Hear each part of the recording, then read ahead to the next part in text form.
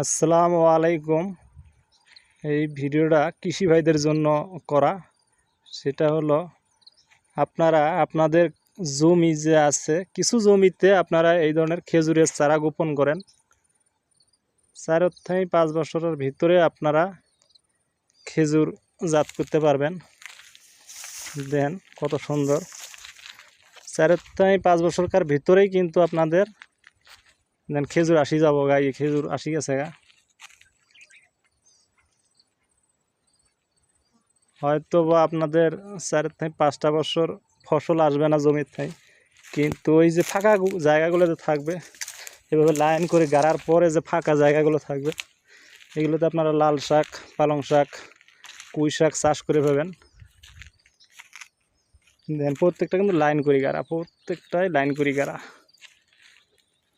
তা আপনারা অবশ্যই যদি কিছু জমিতে এই ধরনের খেজুরের চারা রোপণ করতে চান, অবশ্যই আপনারা যেখানে খেজুরের মাজরা আছে সেখানে যোগাযোগ করে চারা সংগ্রহ করে কিন্তু আপনারা চাষ করতে পারেন।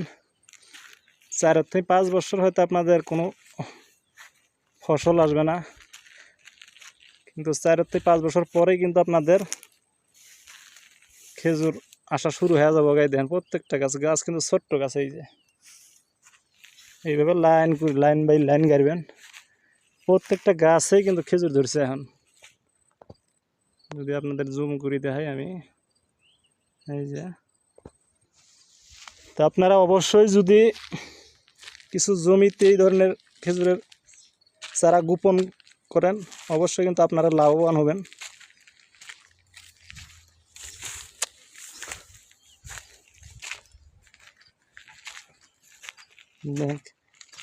একবার যদি চারা রোপণ করেন আর কিন্তু আপনাদের চারা কিনতে হবে না।